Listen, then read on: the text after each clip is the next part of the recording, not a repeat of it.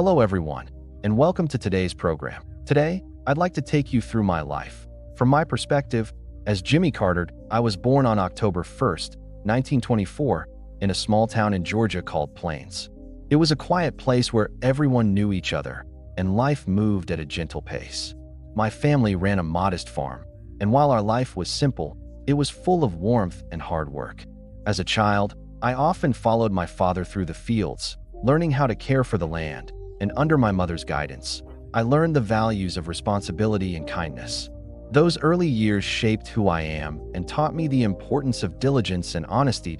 As I grew older and attended school, my curiosity about the wider world began to grow. I wanted to learn, to discover how I could contribute, not just to my family or community, but to my country. At the time, I could not have imagined that one day my path would lead me to the White House. Yet, each small choice and every effort I made were stepping stones on that journey. Over the course of this program, I will share the experiences that shaped my beliefs, my values, and my outlook on life. From the difficult decisions I faced during national crises to the small moments in my personal life, these experiences are all part of my story. My hope is that through sharing my journey, you will not only gain insight into historical events, but also see how an ordinary person strives to make the right choices in a complex world. Let us begin with my childhood in that small, warm, and hardworking town, to see how an ordinary boy grew up, faced challenges, and gradually moved toward the world stage. Here, you will witness how I went from being a child in a small southern town to serving in the Navy, building a family and a career, entering politics, and eventually becoming the 39th President of the United States. You'll also see how, after leaving office, I continued to dedicate myself to peace and humanitarian work around the world. Today, I invite you to walk this journey with me, to experience the joys, the struggles, the challenges, and the growth. This is not only my story, but a story about faith, responsibility, and perseverance. After returning to Plains following my service in the Navy, I found myself at a crossroads. The world had changed dramatically during the war, and so had I. I carried with me a deep sense of responsibility, the lessons of discipline and leadership, and a desire to make a meaningful contribution to my community. At the same time, I was eager to build a life grounded in family, work, and service. One of the most important steps in this new chapter of my life was marrying Rosalind. Rosalind was more than just my wife. She was my partner, my confidant, and my greatest supporter. From the moment we met, I was struck by her intelligence, her warmth, and her unwavering sense of purpose. Together, we built a home filled with love, laughter, and shared dreams.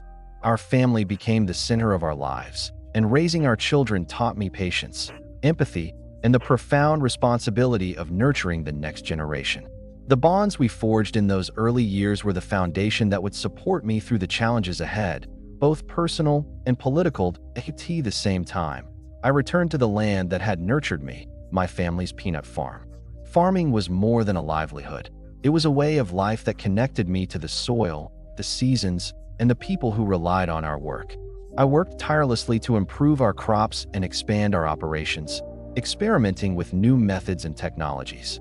I also recognized that success in farming required more than hard work. It demanded careful planning, sound judgment, and a willingness to take calculated risks. These lessons in management, economics, and perseverance would later prove invaluable in my political career. In addition to farming, I became involved in the local business of oil and construction. I saw these ventures not just as opportunities for profit, but as ways to contribute to the growth and stability of our community. I learned to navigate challenges, negotiate with partners, and make decisions that balanced risk with long-term benefits. Through these experiences, I gained a deeper understanding of the practical realities of life, how policies and decisions affect real people, and how integrity and diligence are essential in every endeavor. As I worked to build my family and career, I also felt a growing pull toward public service. I had always been aware of the importance of civic responsibility, and I realized that my experiences, values, and dedication could be used to serve more than just my own community. The injustices and inequalities I had observed as a young man remained vivid in my mind, and I felt compelled to take action to promote fairness, opportunity, and the well-being of all citizens. My first steps into politics were local. I began attending community meetings, engaging with neighbors, and volunteering for civic initiatives. I listened to the concerns of ordinary people, farmers, teachers, business owners, and families, and I sought to understand the challenges they faced. I believed that government should serve the people, not the other way around, and I became determined to use my skills, knowledge, and energy to make a tangible difference. In 1962, I made the decision to run for a seat in the Georgia State Senate. The campaign was demanding, full of long hours, late nights, and countless conversations with constituents. I knocked on doors, attended town meetings, and listened carefully to the hopes and fears of the people I sought to represent. I was driven not by ambition alone, but by a genuine desire to serve and improve the lives of those around me. The campaign taught me lessons about perseverance, humility, and the importance of connecting with people honestly and sincerely. Winning that seat was a defining moment in my life. It validated my belief that service grounded in integrity and empathy could resonate with others. It was also the beginning of a political journey that would take me from the local community to the State House and eventually to the White House. But more than that, it reinforced my understanding that leadership is not about personal glory. It is about responsibility, commitment, and the courage to make difficult decisions in pursuit of the greater good.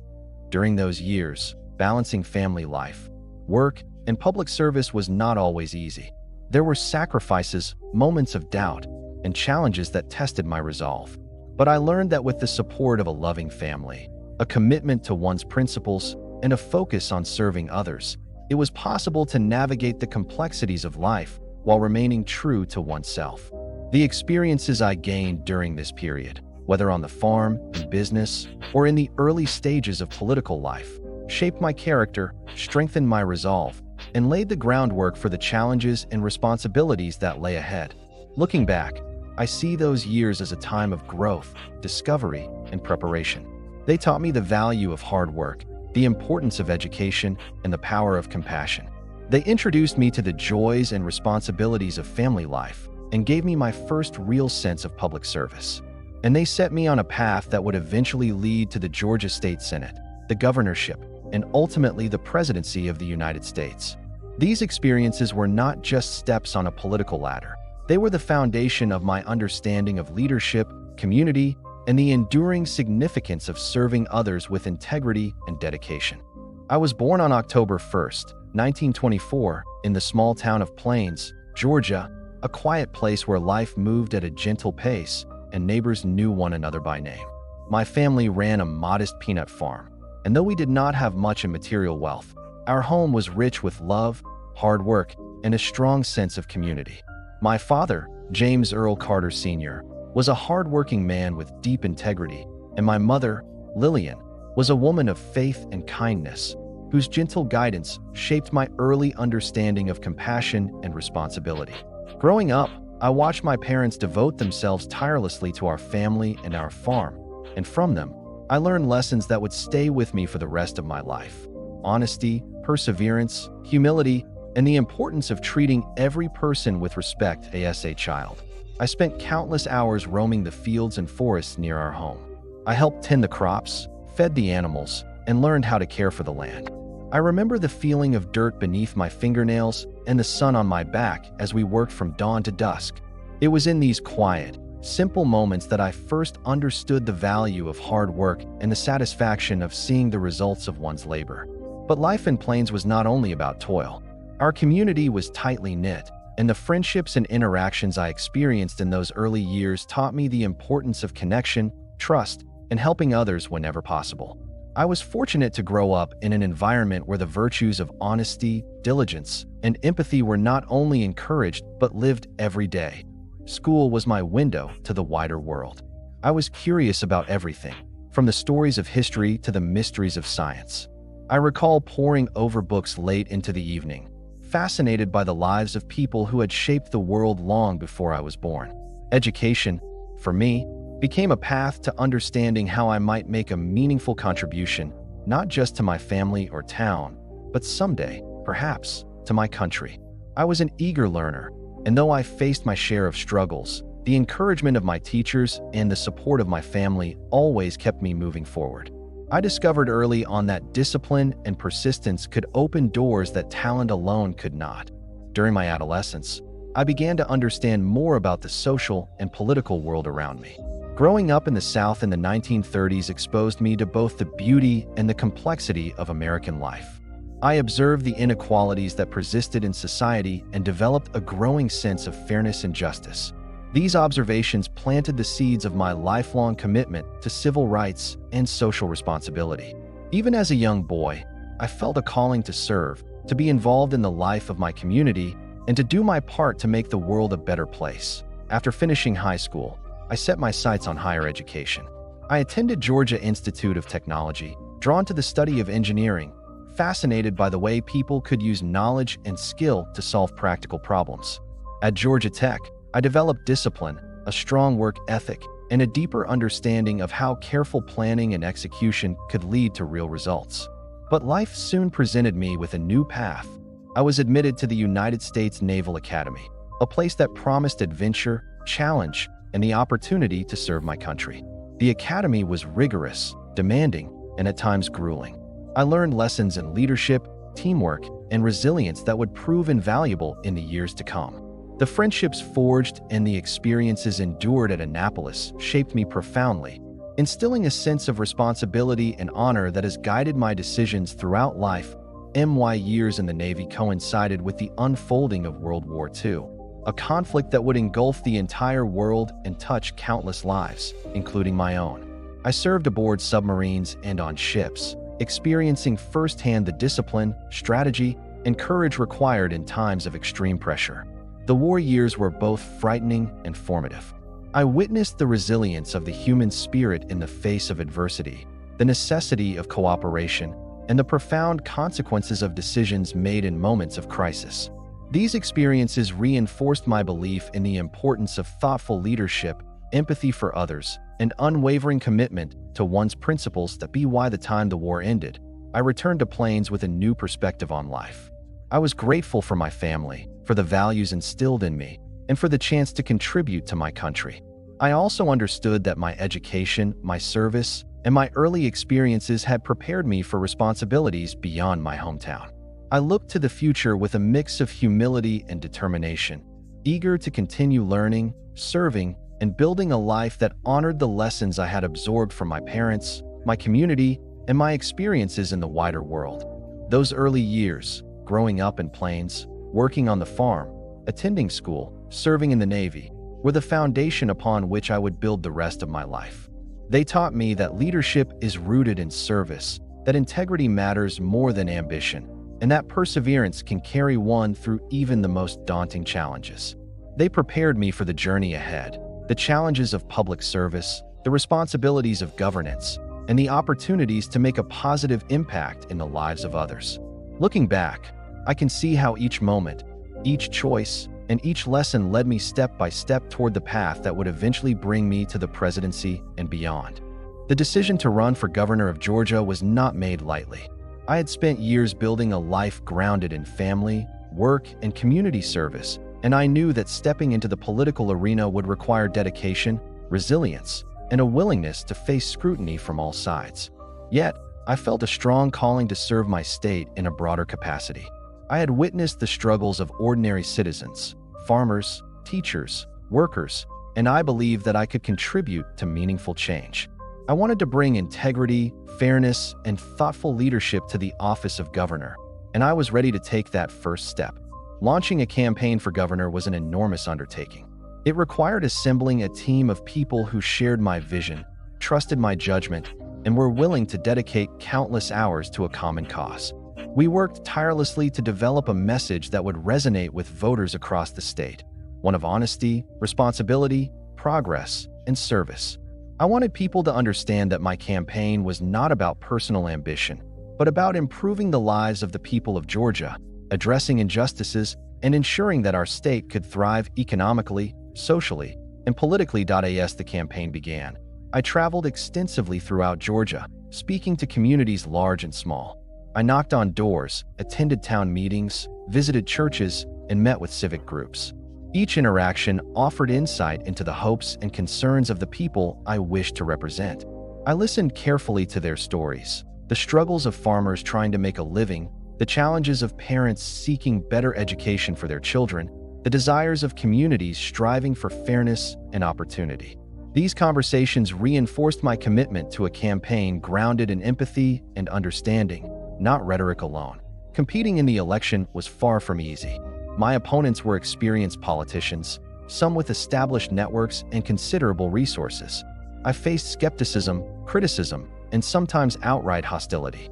Yet, I believed that honesty and authenticity would resonate with the voters. I spoke candidly about the issues facing Georgia, the need for educational reform, the importance of fair treatment for all citizens, the necessity of economic development, and the challenge of governing with integrity in a rapidly changing world. I knew that success would depend not only on what I said, but on the sincerity and consistency with which I lived those values every day. The campaign demanded long hours and unwavering dedication.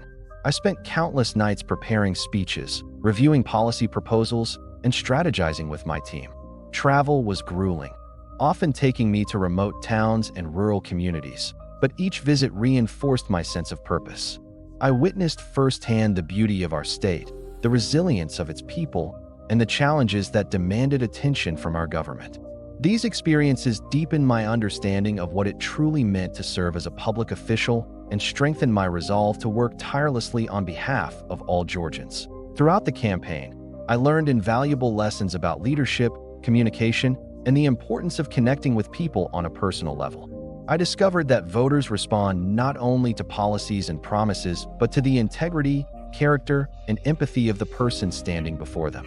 I also learned the importance of patience and perseverance. There were setbacks and moments of doubt, but I remained committed to my vision and to the people I sought to serve. Election day arrived with a mixture of anticipation and anxiety. I remember the sense of solemn responsibility as I reflected on the journey that had brought me to this moment. The countless hours of preparation, the conversations with citizens, the challenges faced and overcome. When the results were announced and I realized that I had been elected governor of Georgia, a profound sense of humility and responsibility washed over me. I understood that the office was not mine for personal gain, but a sacred trust to be exercised with honesty, fairness, and dedication. Winning the election was both exhilarating and sobering. It marked the beginning of a new chapter in my life, one filled with immense responsibility, opportunities to serve, and the need to translate campaign promises into meaningful action. I felt a deep commitment to uphold the trust placed in me by the citizens of Georgia, to govern with integrity, and to work tirelessly to improve the lives of all people in our state. The victory was not the culmination of my journey, but the starting point for the work that lay ahead. Looking back, I realized that this campaign was a defining moment in my life. It taught me about the power of listening, the importance of empathy, and the necessity of remaining true to one's values even under pressure. It revealed the complexities and rewards of public service, and it prepared me for the challenges I would face as governor. Most importantly, it reinforced my belief that leadership is about responsibility, service, and the courage to act for the greater good, even when the path is difficult or uncertain. Taking office as governor in 1963, I quickly realized that the responsibilities of leadership were far greater than I had imagined. Georgia was a state rich in culture, history, and promise, yet it was also a state facing deep divisions and pressing social challenges. The civil rights movement was gaining momentum across the country, and Georgia was no exception. African Americans and other marginalized communities were demanding justice, equality, and access to opportunities that had long been denied. As governor, I had to navigate these turbulent waters carefully, guided by both principle and a commitment to progress. From the very beginning, I knew that leadership required courage to face criticism, to confront deeply rooted prejudices, and to act in accordance with what I believed to be right. I had grown up understanding the value of fairness and integrity, and I resolved that my administration would reflect these principles. I sought to address inequalities in education, employment, and public services, believing that every citizen deserved the chance to thrive. At the same time, I recognized that change could not come overnight. I needed to listen, to understand the perspectives of diverse communities, and to build consensus wherever possible. One of the first areas I focused on was education. Segregated schools were still the norm in much of Georgia, and the disparities between white and black schools were stark. I believed that all children, regardless of race, deserved access to quality education. I pushed for reforms aimed at improving schools, expanding teacher training, and ensuring that resources were allocated more fairly. These measures were met with resistance from some quarters, but I remained committed to the principle that education was the foundation of opportunity and progress. I often reminded myself that leadership is tested not in comfort, but in moments of challenge, when decisions can have lasting impact on the lives of thousands. Beyond education, I worked to address broader social inequalities. I convened meetings with community leaders, educators, and business people to discuss strategies for economic development and social reform. I encouraged dialogue between groups that had long been separated by prejudice and fear, believing that understanding and collaboration were essential to lasting change. I also sought to ensure that state government itself operated with fairness, transparency, and accountability, so that all citizens could trust the institutions meant to serve them. The civil rights movement presented particularly complex challenges. Protests, marches, and demonstrations were becoming increasingly common, and tensions were high. I understood the urgency of these demands, yet I also had a responsibility to maintain order and prevent violence. My approach was guided by the principle that progress could be achieved through dialogue, reasoned negotiation, and steadfast adherence to the law. I met with leaders from various communities, listened carefully to their concerns, and worked to implement policies that promoted equality without inciting further conflict. It was not an easy path. There were critics on all sides, but I was determined to lead with integrity and empathy. During this period, I learned valuable lessons about the nature of social change. Real progress requires patience, persistence, and the willingness to face opposition without compromise to one's core values. I saw firsthand that meaningful reform often provokes fear, resistance, and anger, even among those who might ultimately benefit from it. Navigating these dynamics required careful judgment, clear communication, and an unwavering commitment to principle. I also came to appreciate the importance of personal relationships and trust, building bridges between communities, listening to stories of hardship and hope, and showing that leadership can be compassionate as well as decisive. One of the most memorable experiences of this period was visiting schools and communities that had been neglected for decades. Walking through classrooms, speaking with students, and seeing their potential reminded me why these efforts mattered. I met families who had faced systemic barriers, yet who remained determined to create a better future for their children. Their resilience inspired me and reinforced my belief that government must work for all people, not just the privileged. These encounters strengthened my resolve to pursue policies that expanded opportunity, reduced inequality, and fostered social cohesion at the same time. I was aware that meaningful change required collaboration at multiple levels: state, local, and national.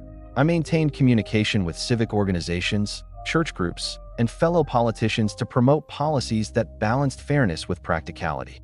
I recognize that leadership is rarely about imposing one's will. It is about building consensus, creating pathways for constructive action, and demonstrating that progress is possible even in the face of deep-seated challenges. By 1966, the early years of my governorship had established a foundation for both practical reforms and moral leadership.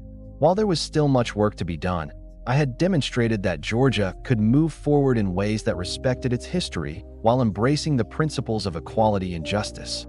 I felt a deep sense of responsibility, not only to those who had placed their trust in me, but to future generations who would inherit the outcomes of the decisions we made in that moment.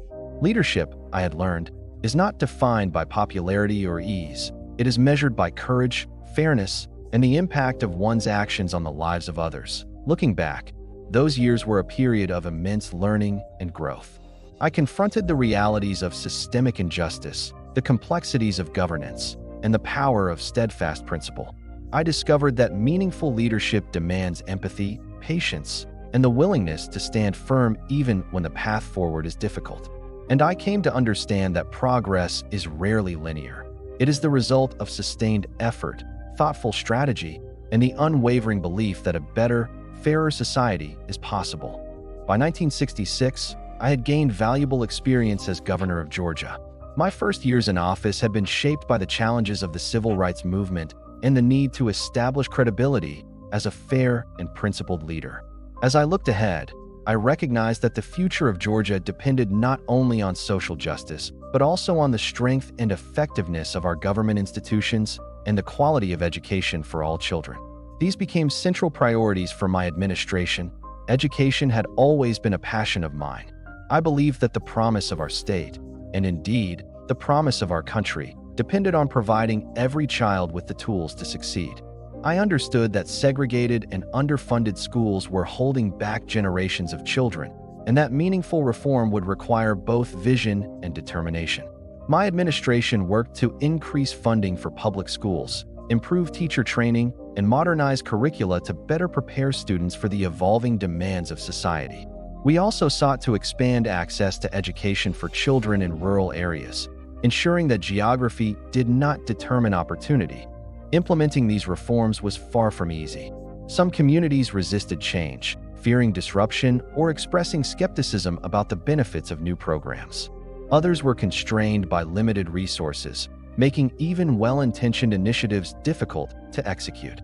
I learned that reform required patience, diplomacy, and persistence. I met with educators, parents, and local officials across the state, listening carefully to their concerns and incorporating their perspectives into our policies. I wanted people to feel that change was happening with them, not to them, that they were partners in building a stronger education system. Alongside education, I focused on improving the efficiency and integrity of state government. I believe that public institutions should operate transparently, effectively, and in service to the people.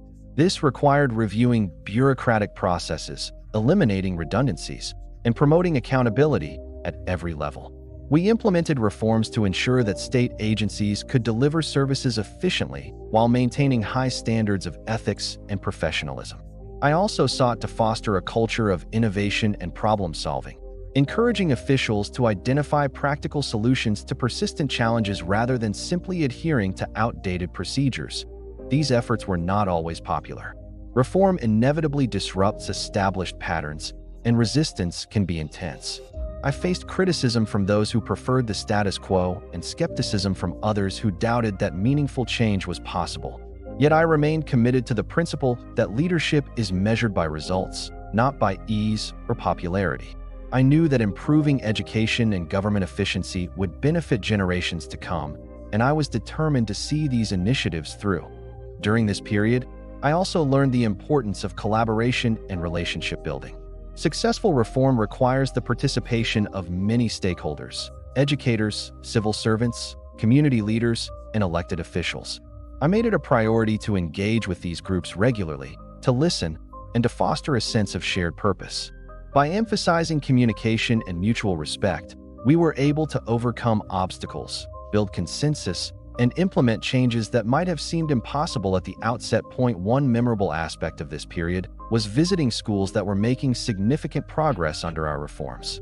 Seeing students engaged in learning, teachers employing new techniques, and communities rallying to support education reinforced my belief in the transformative power of opportunity. I understood that every improvement, no matter how small, had the potential to change lives, opening doors to higher education, better careers, and a more prosperous future. These experiences motivated me to continue pushing forward, even when facing setbacks or criticism. Efficiency reforms within state government also provided opportunities for reflection and growth. I came to appreciate the complexity of managing large organizations and the delicate balance between authority and collaboration. Decisions had consequences, not only for individual citizens, but for the credibility and effectiveness of public institutions. I learned to weigh options carefully, consider long-term impact, and communicate clearly to maintain trust and transparency. These lessons would later inform my approach to governance at the national level, but at the time, they were essential for achieving tangible improvements within Georgia. By the end of this phase of my governorship, I could see the fruits of our labor. Education programs were expanding, schools were improving, and government agencies were operating with greater efficiency and accountability. While there was still work to be done, the progress achieved demonstrated that principled, persistent leadership could yield meaningful results. I felt a sense of accomplishment, not for personal gain, but for the knowledge that our efforts were making a real difference in the lives of ordinary Georgians. Looking back, these years taught me invaluable lessons about governance, leadership, and the transformative power of thoughtful policy. I learned that change requires courage, perseverance, and a willingness to confront entrenched practices. I saw how education can empower individuals and communities, and how efficient, accountable government can foster trust and opportunity. Most importantly, I learned that leadership is about service, about using one's position and influence to create positive, lasting impact for those we are privileged to serve. These lessons became the foundation for the later years of my governorship and ultimately for my path toward the presidency. The experience reinforced my belief that good governance is rooted in integrity, empathy, and a relentless commitment to improving the lives of citizens. And it strengthened my resolve to continue pursuing reforms that would make Georgia stronger, fairer, and more capable of facing the challenges of the future. By 1966, I had gained valuable experience as governor of Georgia. My first years in office had been shaped by the challenges of the civil rights movement and the need to establish credibility as a fair and principled leader. As I looked ahead, I recognized that the future of Georgia depended not only on social justice, but also on the strength and effectiveness of our government institutions and the quality of education for all children. These became central priorities for my administration. Education had always been a passion of mine. I believed that the promise of our state, and indeed, the promise of our country, depended on providing every child with the tools to succeed. I understood that segregated and underfunded schools were holding back generations of children, and that meaningful reform would require both vision and determination. My administration worked to increase funding for public schools, improve teacher training, and modernize curricula to better prepare students for the evolving demands of society. We also sought to expand access to education for children in rural areas, ensuring that geography did not determine opportunity. Implementing these reforms was far from easy. Some communities resisted change, fearing disruption or expressing skepticism about the benefits of new programs. Others were constrained by limited resources, making even well-intentioned initiatives difficult to execute. I learned that reform required patience, diplomacy, and persistence.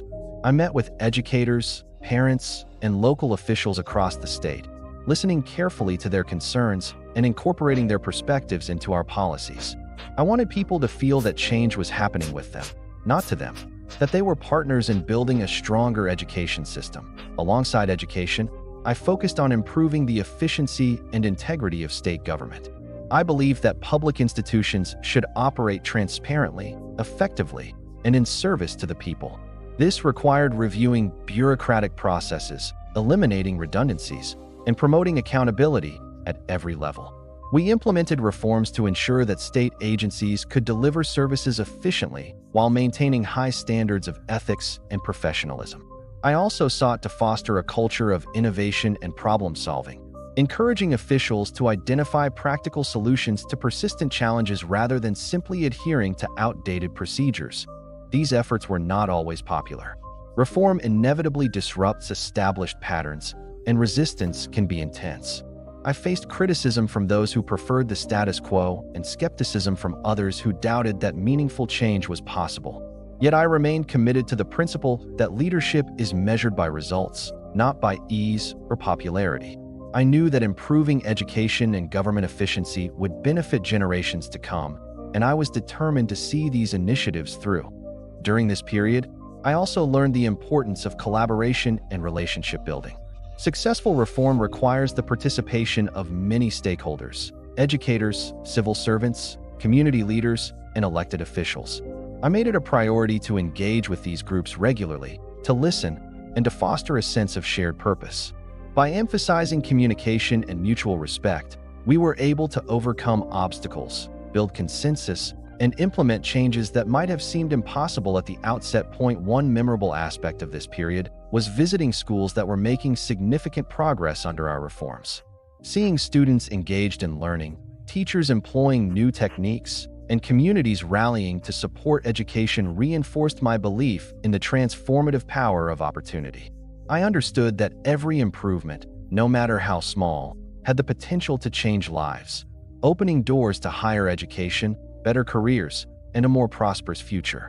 These experiences motivated me to continue pushing forward, even when facing setbacks or criticism. Efficiency reforms within state government also provided opportunities for reflection and growth. I came to appreciate the complexity of managing large organizations and the delicate balance between authority and collaboration. Decisions had consequences, not only for individual citizens, but for the credibility and effectiveness of public institutions. I learned to weigh options carefully, consider long-term impact, and communicate clearly to maintain trust and transparency.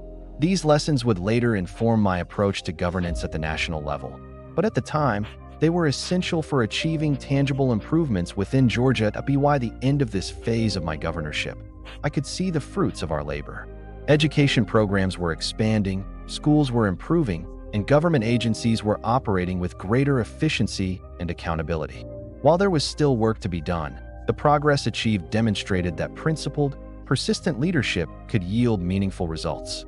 I felt a sense of accomplishment, not for personal gain, but for the knowledge that our efforts were making a real difference in the lives of ordinary Georgians. Looking back, these years taught me invaluable lessons about governance, leadership, and the transformative power of thoughtful policy. I learned that change requires courage, perseverance, and a willingness to confront entrenched practices. I saw how education can empower individuals and communities, and how efficient, accountable government can foster trust and opportunity. Most importantly, I learned that leadership is about service, about using one's position and influence to create positive, lasting impact for those we are privileged to serve. These lessons became the foundation for the later years of my governorship and ultimately for my path toward the presidency. The experience reinforced my belief that good governance is rooted in integrity, empathy, and a relentless commitment to improving the lives of citizens.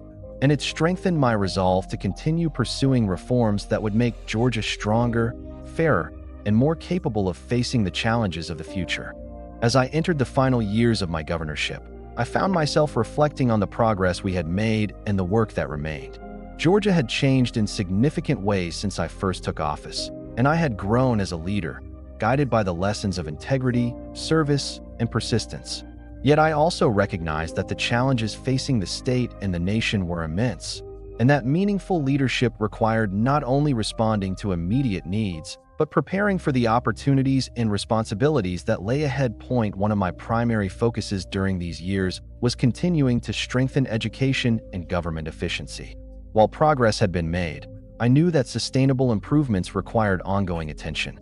I worked closely with educators, administrators, and state officials to ensure that reforms were fully implemented and that the benefits reached all communities.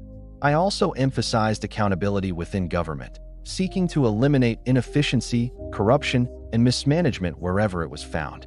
These efforts were critical in maintaining public trust and demonstrating that leadership could be both principled and effective at the same time. I was increasingly aware of my own role on the national stage. Georgia, like much of the South, was grappling with social, economic, and political transformations, and the decisions we made at the state level had broader implications.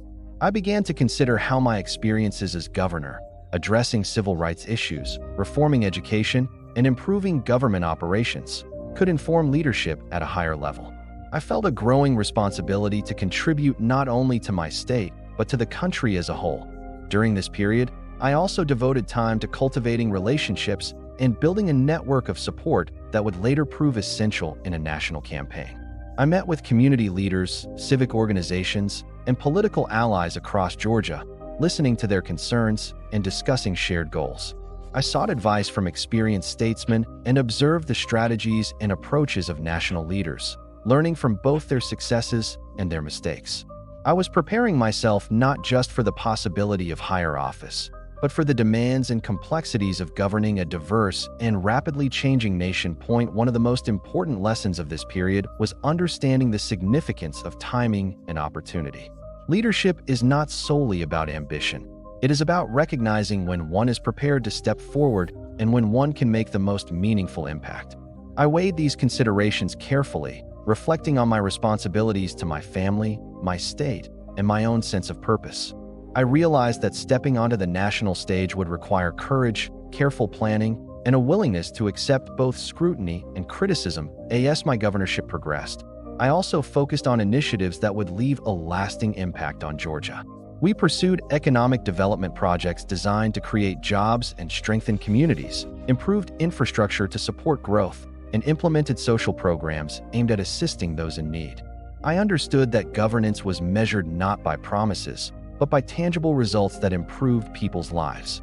Each policy, each decision, was approached with careful consideration of both its immediate effects and its long-term implications. During this time, I also reflected on the importance of public perception and communication. Governing effectively requires not only making sound decisions, but also explaining those decisions to the people affected by them. I spent countless hours speaking to citizens, writing speeches, and engaging with the press, always seeking to communicate honestly and clearly. I wanted people to understand the reasoning behind our policies and to feel included in the progress we were making.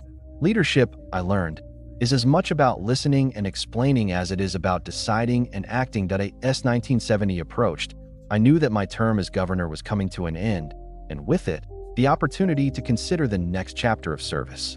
I reflected on the lessons learned over nearly a decade in office, the importance of integrity, the necessity of courage in the face of opposition, the power of empathy and understanding, and the impact that thoughtful, principled leadership can have on the lives of citizens.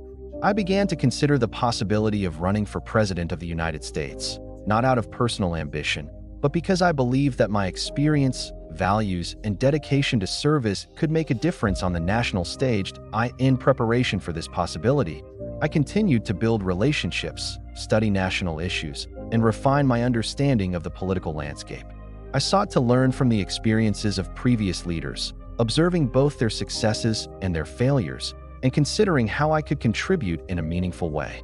I also remained grounded in the lessons of my youth, the importance of family, community, honesty, and hard work. These principles would guide me through the challenges of a national campaign and, if successful, the presidency itself. When my term ended in 1971, I left the governor's office with a deep sense of fulfillment and responsibility. I knew that Georgia had made significant strides in education, civil rights, government efficiency, and economic development, but I also understood that the work of leadership is never finished. I carried with me the experience, knowledge, and values that would shape my approach to national service. I felt ready to take the lessons of Georgia, its people, its challenges, and its potential into a larger arena, to work for the good of the country, and to pursue the opportunity to serve as president with the same principles that had guided me at every stage of my life. Looking back, those final years as governor were a period of reflection, preparation, and growth. They reinforced my belief that leadership is about service, integrity, and the courage to make decisions that benefit others, even when faced with difficulty or criticism. They showed me that effective governance requires vision, empathy, and persistence, and they set the stage for the next chapter of my life, a chapter in which the lessons learned in Georgia would guide me as I sought to lead the nation with the same commitment to fairness, responsibility, and principled action. Following my formal decision to run for president, the next challenge was to establish a national presence and convey to the American people who I was, what I stood for, and the vision I held for the country. While my record as governor of Georgia demonstrated my experience, integrity, and commitment to service, few Americans outside the South knew me personally. Building a national profile required careful strategy, tireless travel, and consistent messaging that I understood that the trust and attention of the electorate could only be earned through visibility, sincerity, and the demonstration of genuine understanding of their concerns. I began participating in nationwide speaking engagements, attending civic events, and appearing on radio and television interviews. Every interaction was an opportunity to connect, to listen, and to explain my approach to leadership. I emphasized that I sought not personal glory but the chance to serve the country with honesty, competence, and a commitment to fairness. One of the most important aspects of this period was conveying the values that had guided my life and career: integrity, empathy, and principled action. I shared stories from my upbringing in Plains, from my experiences in the Navy, and from my years as governor. These narratives help people understand the foundation of my character and my approach to leadership. I wanted voters to see that I was not just a politician, but a person who had lived the values I espoused, who understood the challenges of ordinary Americans, and who believed deeply in the responsibility of public service at the same time. I focused on substantive policy positions. I addressed the pressing issues of the day: the economy, civil rights, the aftermath of the Vietnam War, and restoring public confidence in government. I sought to present solutions grounded in practicality, fairness, and the lessons I had learned in Georgia. I emphasized education, opportunity, ethical governance, and social justice, aiming to present a vision that resonated across the diverse landscape of the United States. Media engagement was a critical part of building a national profile. I participated in interviews, wrote opinion pieces, and addressed national audiences with clarity and honesty. I was aware that the American people were wary of empty promises and political rhetoric, so I made it a priority to speak directly, plainly, and sincerely. I wanted voters to understand not only what I stood for, but also why I believed those principles were essential for the nation's well-being. Travel became a central component of this phase of the campaign. I visited urban centers, rural towns, and small communities across multiple states, meeting with citizens from all walks of life. I listened to their stories, concerns, and aspirations. I met farmers worried about economic uncertainty, workers seeking fair employment opportunities, parents concerned about education, and young people striving for a future filled with possibility. These encounters were invaluable, reminding me constantly that leadership is about serving people, not advancing personal ambition. Building a national profile also required forming alliances and establishing credibility within the Democratic Party. I engaged with party leaders, attended conventions, and participated in policy forums to demonstrate my seriousness as a candidate and my readiness to lead. These interactions helped me understand the complexities of national politics, the importance of coalition building, and the need to balance principles with pragmatism. I sought to be a unifying figure, someone who could bridge divisions and inspire confidence in voters from diverse backgrounds. During this time, I faced scrutiny and criticism. The media examined every aspect of my personal and professional life. Opponents questioned my experience and policies, and the nation was watching closely. I learned that building a national profile was as much about demonstrating resilience, composure, and character as it was about policy or rhetoric. I remained focused on authenticity, ensuring that my words and actions consistently reflected my values and my vision for the country. By 1975, these efforts began to bear fruit. My name recognition increased, my message reached a wider audience, and I began to be seen as a credible candidate for the Democratic nomination. I had learned how to navigate the complexities of national attention, how to communicate effectively with diverse constituencies, and how to translate the lessons of state leadership into a message that could resonate on a broader stage. Most importantly, I remained grounded in the principles that had guided me throughout my life: integrity, service, empathy, and a relentless commitment to improving the lives of citizens. Reflecting on this period, I see it as a time of growth, preparation, and discovery. I learned the importance of patience, persistence, and adaptability in reaching a national audience.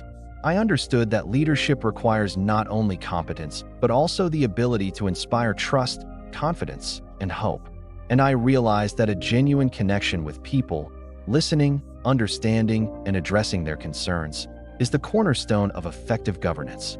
These years shaped my campaign, strengthened my resolve, and set the stage for the critical primary contests and party nomination that lay ahead.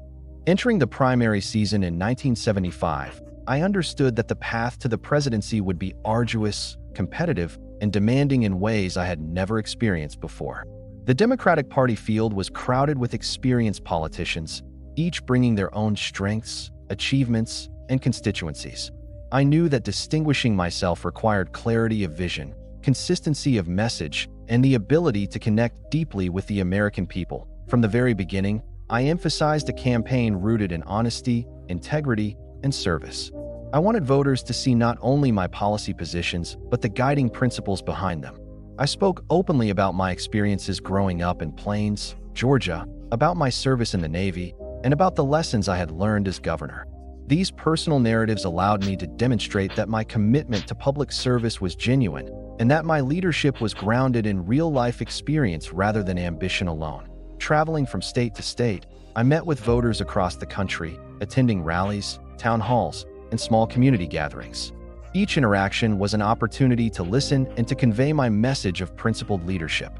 I met farmers concerned about economic security, factory workers facing layoffs, students anxious about the future of education, and families navigating the challenges of a rapidly changing society.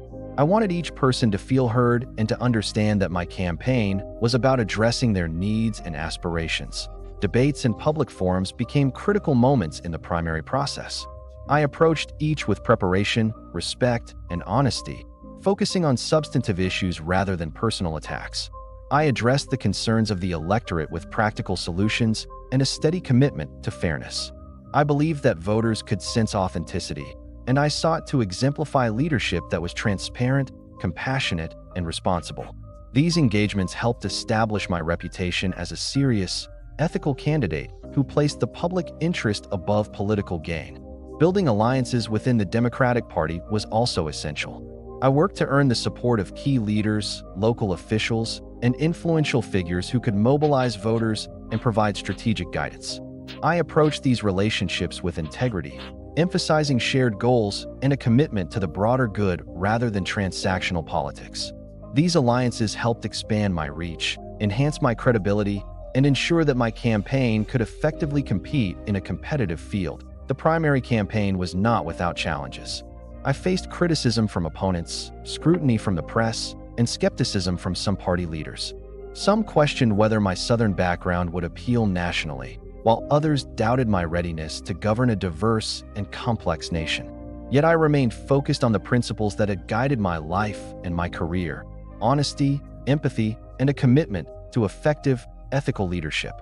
I responded to challenges not with defensiveness or aggression, but with thoughtful dialogue, clear explanations, and steadfast adherence to my values.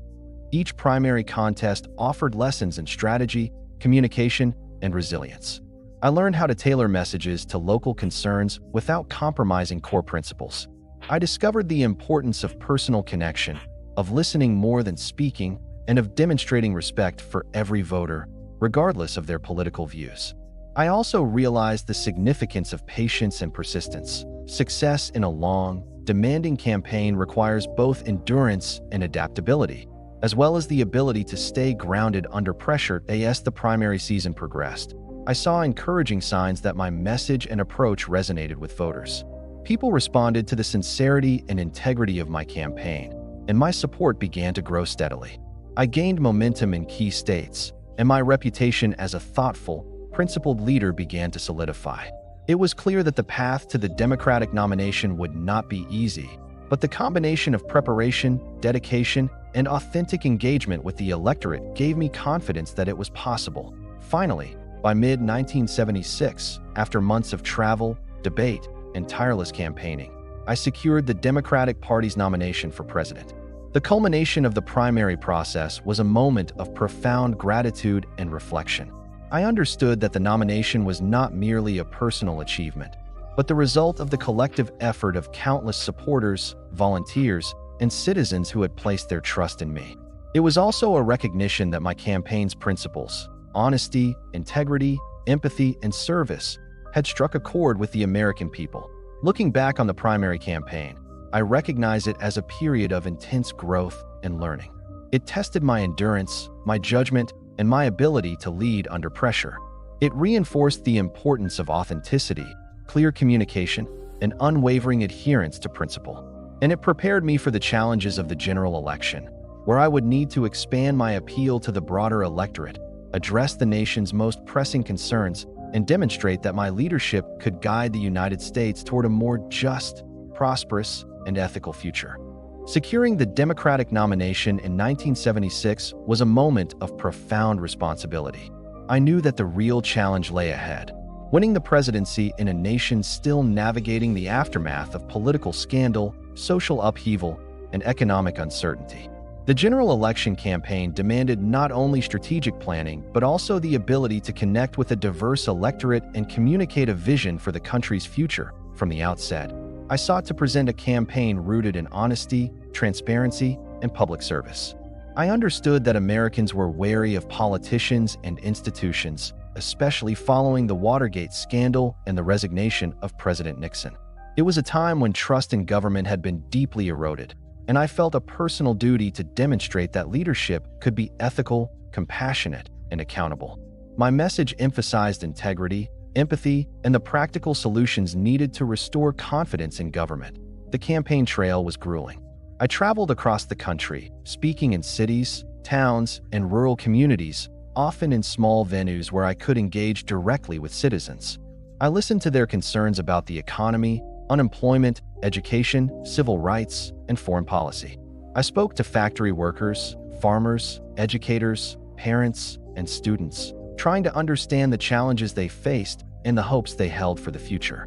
Each interaction reinforced the principle that leadership is not about rhetoric or ambition, but about service and responsiveness to the needs of the people. Debates in public forums were critical opportunities to present my ideas and contrast my approach with that of my opponent.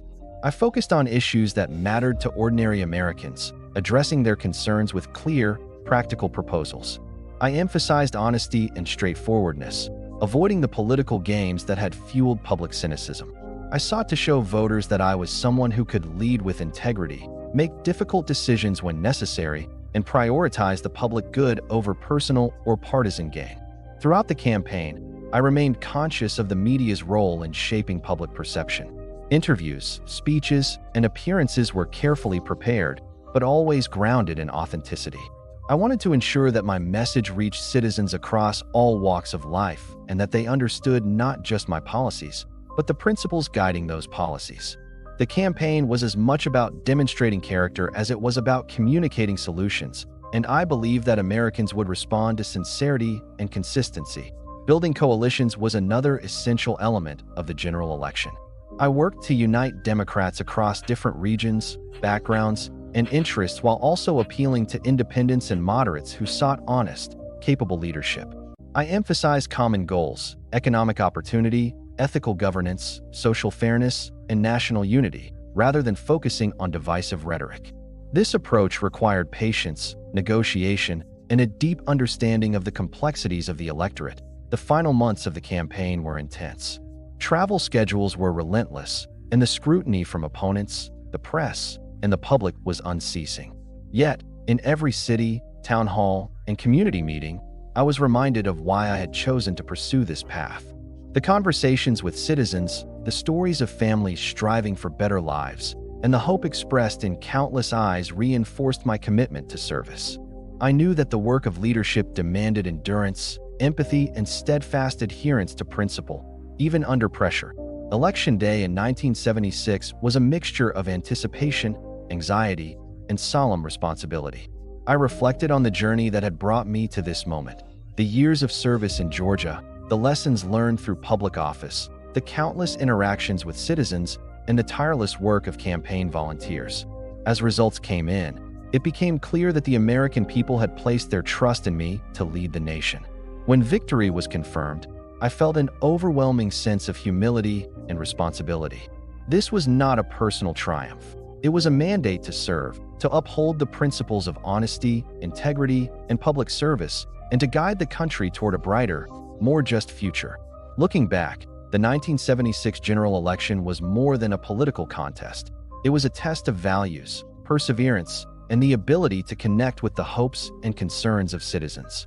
It taught me the importance of listening, empathy, and principled leadership. It demonstrated that Americans, even in times of skepticism and uncertainty, respond to authenticity and integrity. And it marked the beginning of a new chapter in my life, one in which the lessons of Georgia and the campaign trail would guide me as I assumed the highest office in the land. Winning the presidency was both exhilarating and humbling. I understood the weight of the responsibility entrusted to me and the expectations of a nation seeking competent, ethical leadership. My goal was to honor that trust by serving with dedication, transparency, and a steadfast commitment to the public good. The victory was not the culmination of my journey. It was the starting point for the work of leading a nation through complex challenges, fostering unity, and pursuing progress for all Americans. Standing on the steps of the Capitol on January 20th, 1977, taking the oath of office as President of the United States, I was filled with a profound mixture of awe, humility, and determination. The weight of the responsibility was immense. I understood that the eyes of the nation, and indeed the world, were upon me. In that moment, I felt the convergence of my life experiences, my upbringing in Plains, my service in the Navy, my years as governor of Georgia, all preparing me to meet the extraordinary challenges of leading this nation. From the very beginning, I knew that my presidency would need to confront both domestic and international challenges with honesty, integrity, and empathy. My priorities were clear: restore public trust in government, strengthen the economy, address social inequalities, and engage responsibly with the world. I believe that leadership required transparency, ethical decision-making, and a relentless focus on serving the people rather than political expediency. One of my first tasks was assembling a team of dedicated, competent, and principled individuals. I sought advisors and cabinet members who shared my commitment to honesty, fairness, and service. I wanted a White House team that would approach governance with the same values that had guided me throughout my life. Selecting individuals was not simply about political alliances or experience. It was about integrity, character, and the capacity to collaborate for the common good. Domestic issues demanded immediate attention. The nation faced economic challenges, including inflation, unemployment, and energy concerns. I understood that people were anxious about their livelihoods, their families, and the direction of the country. Early in my administration, I emphasized policies aimed at economic stability, energy conservation, and fiscal responsibility. I worked closely with Congress to craft legislation that addressed these pressing needs, while also maintaining a focus on fairness and long-term solutions. Education and social reform were central to my agenda. I believe that the strength of the nation depended on providing opportunity to all citizens.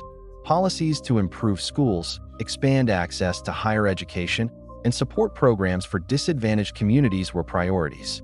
I also recognized the importance of healthcare access and sought to promote initiatives that improved the well-being of Americans, particularly those who had been historically underserved. Restoring public trust was a guiding principle. Following the Watergate scandal and the turbulence of recent administrations, many Americans were skeptical of government institutions and leadership. I understood that my actions would need to demonstrate honesty, transparency, and ethical governance. Every decision, communication, and policy had to reinforce the belief that government could be accountable, responsive, and dedicated to the public good. I approached every meeting, speech, and executive decision with this responsibility in mind. Internationally, the United States faced a complex and changing landscape. The Cold War continued to shape global politics. Tensions persisted in the Middle East, and the nation's moral authority was tested by human rights concerns abroad. From the start, I believed that diplomacy grounded in ethical principles, respect for international law, and commitment to human rights was essential. While domestic priorities commanded immediate attention, I understood that foreign policy would also define the credibility and legacy of my administration. Energy and environmental concerns were emerging as critical issues. The oil crisis had demonstrated the nation's vulnerability, and I sought to implement policies that encouraged conservation, energy efficiency, and long-term sustainability.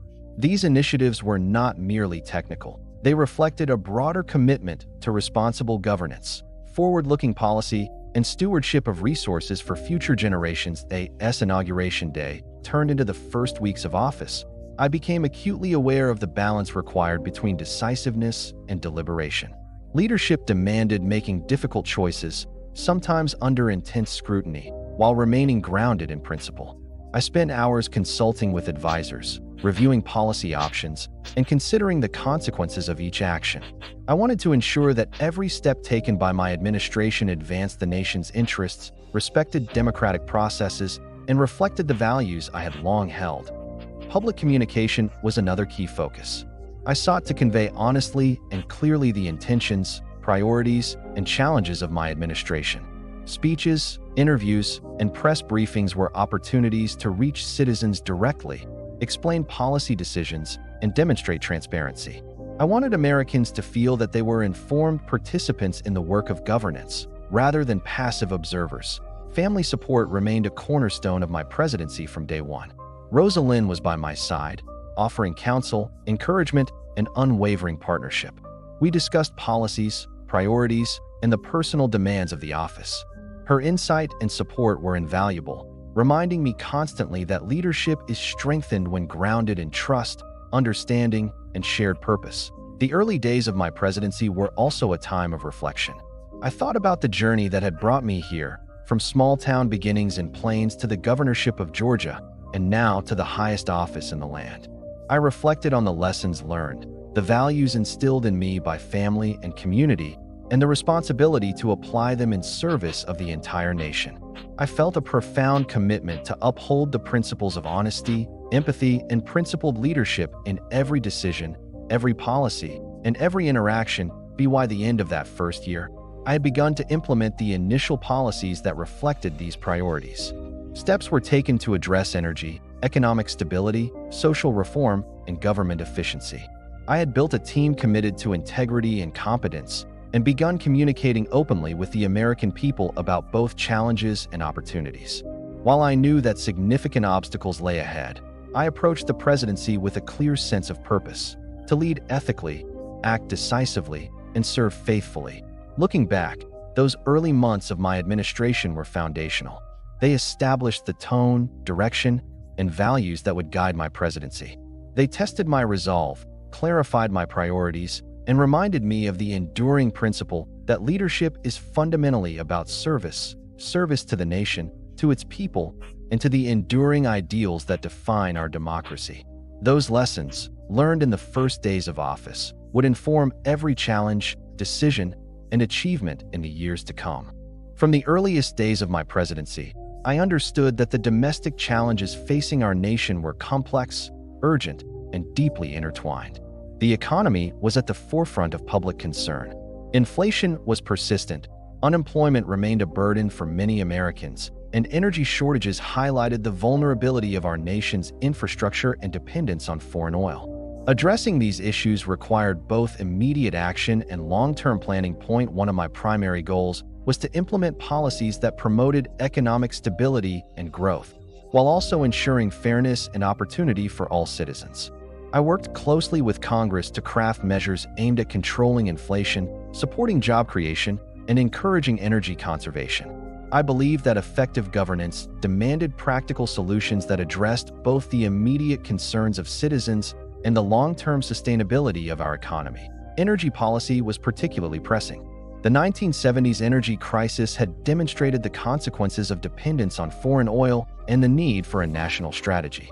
I advocated for energy conservation programs, incentives for alternative energy development, and long-term planning to reduce vulnerability and promote self-sufficiency. I believe that responsible energy policy was not only an economic imperative, but also a moral obligation to ensure future generations had the resources necessary for progress and security.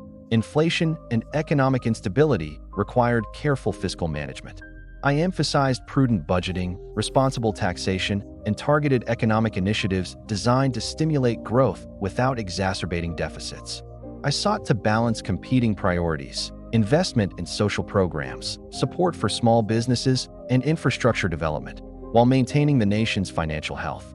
These decisions were complex and often required compromise, but my guiding principle was always the well-being of the American people. Education and social programs continued to be central to my domestic agenda. I believe that a strong nation relied on an educated and empowered citizenry. Policies to improve schools, expand access to higher education, and support programs for children and disadvantaged communities were implemented with care and deliberation. I also promoted initiatives in healthcare, housing, and social welfare, aiming to provide opportunities and security for those historically marginalized or facing economic hardship. Working with Congress was both challenging and essential. The legislative process demanded negotiation, persuasion, and coalition building. I sought to foster collaboration while maintaining commitment to the values and priorities that had guided my campaign and early presidency. Each piece of legislation required careful consideration, balancing political realities with the ethical imperative to serve the public interest. Energy, economic, and social policies were not pursued in isolation. I recognized that domestic challenges were interconnected and that solutions required comprehensive approaches. For example, energy conservation initiatives also had economic implications, influencing jobs, industry, and long-term stability. Social programs impacted education, healthcare, and workforce development. Understanding these connections guided my decision-making and reinforced the importance of thoughtful, integrated policy planning. Throughout 1977 and 1978, I traveled extensively to observe the effects of policies firsthand. Visiting cities, rural areas, and small communities, I met with citizens who experienced the challenges we were addressing. These interactions were invaluable, reminding me that policy was not abstract but deeply personal, affecting families, workers, students, and communities. Listening, learning, and responding to their experiences shaped both my perspective and the practical implementation of initiatives. One of the most difficult aspects of this period was managing public expectations. Citizens expected immediate solutions to complex problems, and the pressure to demonstrate results was intense. I communicated openly about the difficulties, the strategies being pursued, and the values guiding our decisions. Transparency, I believed, was essential to maintaining trust, particularly in times of economic uncertainty and social change. Despite these challenges, there were meaningful accomplishments. Progress was made in energy policy, social programs, and fiscal responsibility. Steps were taken to improve education, healthcare, and infrastructure. These achievements were the product of collaboration, persistence, and adherence to principles of ethical governance. They also reinforced the importance of leadership grounded in integrity, empathy, and practical problem-solving. Reflecting on these years, I recognize that domestic governance requires not only technical expertise, but also moral clarity. Policies must be guided by the principle of serving the public good, even when difficult decisions must be made or compromises are necessary. The challenges of 1977 and 1978 taught me the importance of resilience, careful planning, and consistent communication with the American people. They reminded me that leadership is ultimately about improving lives, fostering opportunity, and maintaining the trust of those we serve. These early domestic initiatives laid the groundwork for the remainder of my presidency. They shaped the approach I would take in subsequent years, influenced my interactions with Congress and the public, and informed the policies and decisions that would define my time in office. More importantly, they reflected the core values I carried from Plains, Georgia: integrity, service, empathy, and the belief that government exists to serve its citizens faithfully and responsibly. From the very beginning of my presidency, I understood that the United States' role in the world carried immense responsibility. The Cold War continued to shape global politics, tensions persisted in the Middle East, and emerging human rights issues demanded moral leadership. My approach to foreign policy was guided by a fundamental belief: the United States must act responsibly, ethically, and strategically, balancing national interests with a commitment to human dignity and global stability. One of my earliest priorities was addressing relations with the Soviet Union. While the Cold War remained a source of tension, I believe that dialogue and negotiation were essential to reducing the risk of conflict. I sought avenues for arms control, particularly in nuclear weapons, to promote security while avoiding the escalation of hostilities. These discussions required patience, careful diplomacy, and the ability to convey both strength and sincerity to international leaders. Simultaneously, the Middle East presented complex challenges. Conflicts between nations, the lingering effects of wars, and tensions over oil resources demanded careful engagement. I believe that the United States had a role to play in promoting peace and stability, supporting negotiations, and fostering dialogue between parties with conflicting interests. Diplomacy in this region was delicate, requiring cultural understanding, strategic foresight, and a commitment to principles of fairness and justice. That a cornerstone of my foreign policy was the promotion of human rights. I believe that the United States could not only lead through power, but also through moral example. Advocating for human rights involved difficult decisions, balancing strategic alliances with ethical considerations. I communicated consistently that the United States valued freedom, justice, and the inherent dignity of every individual, and I worked to reflect these principles in our diplomatic efforts. One of the most significant achievements during this period was the negotiation of the Panama Canal Treaties. For decades, control of the canal had been a contentious issue, symbolizing both American influence and regional resentment. I pursued a path of negotiation that recognized the sovereignty of Panama while protecting U.S. interests. This required patience, compromise, and a willingness to confront domestic skepticism. Ultimately, the treaties reflected a commitment to fairness, diplomacy, and long-term stability, demonstrating that ethical leadership and practical strategy could coexist in Latin America and other regions. I sought to support democratic governance, economic development, and human rights. Our policies aimed to strengthen regional stability, foster constructive partnerships, and encourage nations to pursue inclusive and equitable governance. I believe that America's influence should be exercised responsibly, promoting cooperation rather than domination. Energy policy also had a global dimension. The oil crises and dependency on foreign energy sources underscored the interconnectedness of domestic and international concerns. I worked to encourage global cooperation on energy conservation and resource management, advocating for shared responsibility and long-term planning. These efforts were part of a broader strategy to ensure stability and security for the United States and the world. Throughout this period, diplomacy demanded constant engagement. I met with leaders from Europe, Asia, Latin America, and the Middle East, attending summits, negotiating agreements, and participating in forums that shaped global policy. Each interaction required careful listening, cultural awareness, and the ability to find common ground while upholding American values. I approached these responsibilities with humility and diligence, understanding that the consequences of misjudgment could be profound. The integration of moral principles into foreign policy was not always popular or easy. Advocating for human rights sometimes strained relations with strategic allies, and pursuing negotiation over confrontation was occasionally criticized as weakness. Yet I believe that ethical leadership must be consistent, even when it is inconvenient or politically challenging. History, I hoped, would judge the United States not only by its power, but by the integrity of its actions and the values it upheld. Reflecting on 1977 through 1979, I see this period as defining the ethical foundation of my presidency. Foreign policy was a test of character, diplomacy, and the capacity to balance principle with pragmatism. It required patience, courage, and unwavering commitment to values of justice, fairness, and human dignity. These years also taught me the importance of clear communication, coalition building, and the delicate art of negotiation, skills that would prove essential in addressing the challenges of the coming years. My approach to international affairs was guided by the belief that leadership on the world stage is inseparable from ethical responsibility. Diplomacy, negotiation, and advocacy for human rights were not abstract ideals.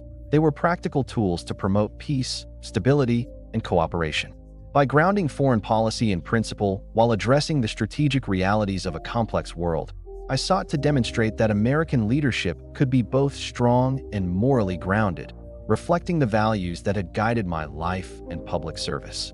The years 1979 and 1980 tested every aspect of my presidency in ways I could never have anticipated.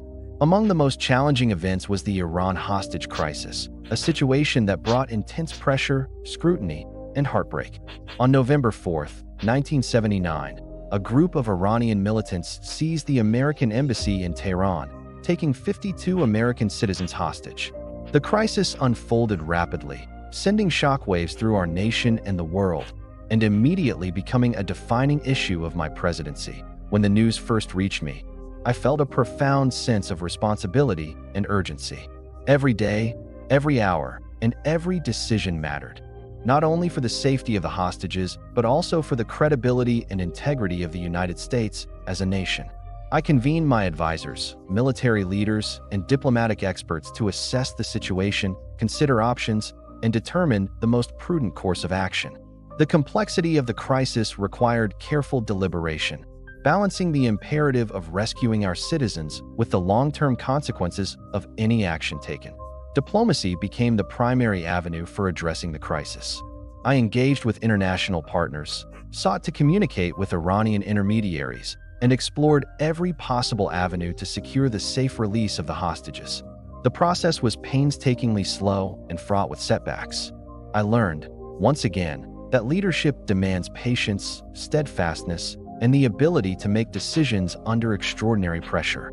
Each day without resolution weighed heavily on me, as the safety and well-being of our citizens were always foremost in my mind. The crisis was not only a test of foreign policy and crisis management, it also had profound domestic implications. Americans were anxious, frustrated, and fearful, and public opinion was deeply affected by the unfolding events. I understood the importance of communicating with the nation honestly, clearly, and with empathy. Every speech, press briefing, and message sought to reassure citizens that we were committed to resolving the crisis safely and responsibly, while also acknowledging the gravity and difficulty of the situation. Amid this crisis, the economy and domestic concerns continued to challenge my administration. Inflation, unemployment, and energy instability persisted, compounding public anxiety and influencing perceptions of leadership. Managing these issues alongside an international hostage crisis demanded focus, resilience, and an unwavering commitment to principle. I worked tirelessly with my advisors to address domestic concerns while remaining attentive to the urgent needs of the international situation. The 1980 election added another layer of complexity and pressure. As the campaign unfolded, the public and political opponents closely scrutinized my handling of both domestic challenges and the hostage crisis. The intersection of international events and electoral politics created a tense atmosphere, with expectations high and criticism often sharp. I approached this period with the same commitment to honesty, transparency, and principle that had guided my entire presidency. I communicated directly with voters, shared my perspective on policy and leadership, and emphasized the moral and ethical responsibilities that informed every decision. Despite the intense pressure, I remained steadfast in the belief that the safety of the hostages and the integrity of American diplomacy were paramount. I resisted shortcuts or impulsive actions that might have jeopardized their lives or the long-term credibility of the United States. Each decision was weighed carefully, with input from experts, legal advisors, and diplomatic channels. It was a time of constant vigilance, reflection, and, at times, profound frustration as the election approached. It became increasingly clear that the crisis and ongoing domestic challenges were influencing public sentiment. I faced a highly competitive race, with voters expressing both support and dissatisfaction. I reflected deeply on my presidency, the decisions made under pressure, and the realities of leading a nation during a period of domestic and international turbulence. While the outcome of the election was beyond my control, I remained committed to leading responsibly, ethically, and with empathy for every American affected by these events. Looking back, the Iran hostage crisis and the 1980 election were defining moments of my presidency. They tested my resilience, judgment, and leadership in ways few other situations could. I learned the profound importance of patience, ethical decision-making, and the weight of responsibility that comes with commanding the resources and influence of the United States.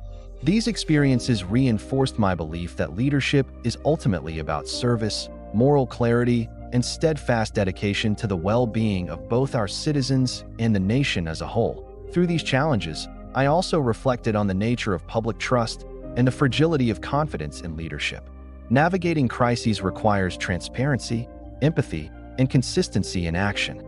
I recognize that while immediate outcomes may be uncertain, the long-term credibility of leadership rests upon adherence to principle, respect for human life, and the courage to make difficult decisions guided by ethical considerations rather than expediency. The lessons of this period remain vivid in my memory: the weight of responsibility, the importance of measured and principled action, and the centrality of human dignity in the exercise of power. The Iran hostage crisis tested the limits of endurance and patience, while the election underscored the delicate balance between public perception, political reality, and ethical leadership.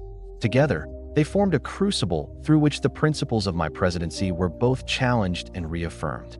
As my term in the presidency approached its conclusion in early 1981, I found myself reflecting deeply on the responsibilities I had carried, the decisions I had made, and the lessons I had learned. Serving as President of the United States is both an honor and a profound test of character.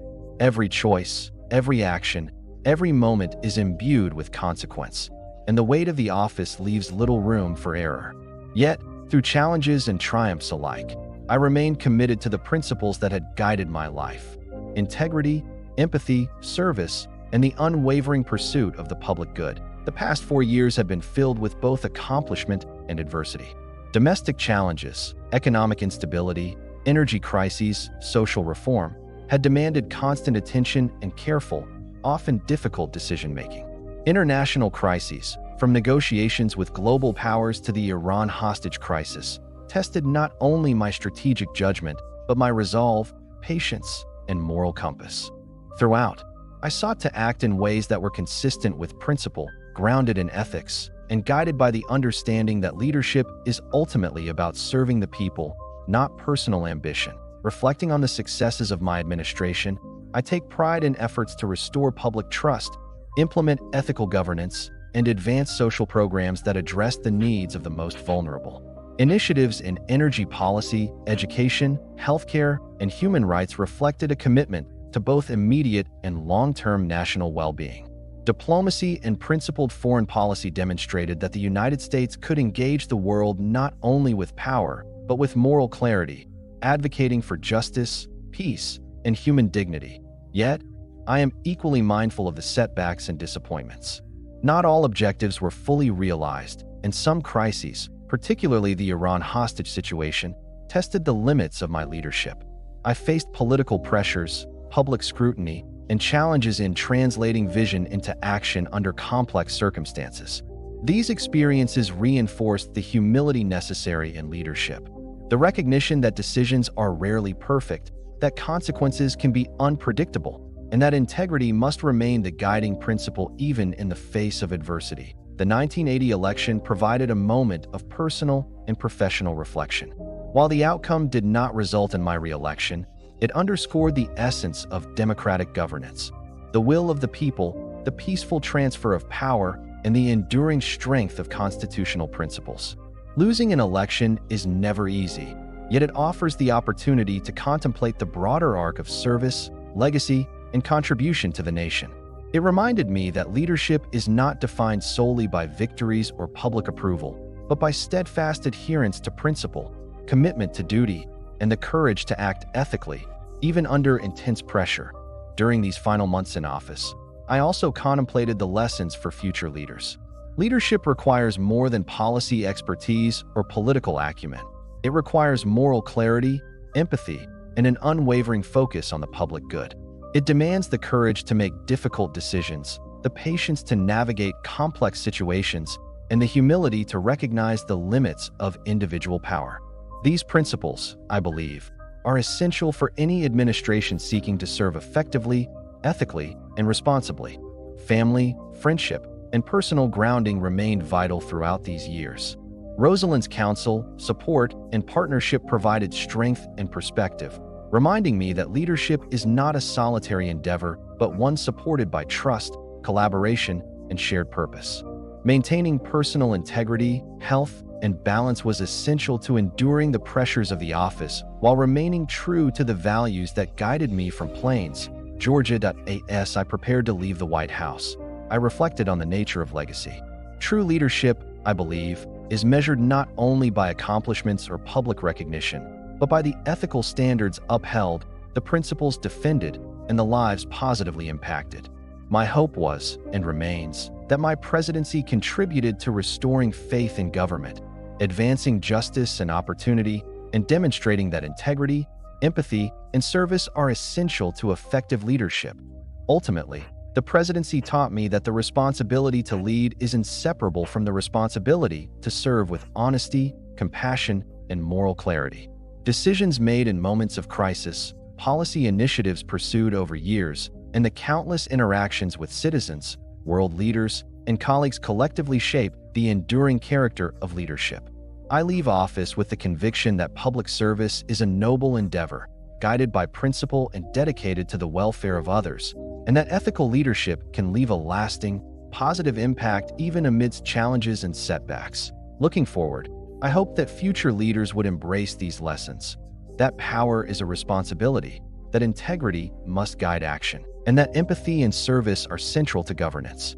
I hoped my experiences would demonstrate that principled leadership, even when tested by extraordinary circumstances, can provide a foundation for both national progress and the enduring trust of the people that I. In conclusion, as I prepared to step away from the presidency, I felt a profound sense of gratitude, humility, and reflection.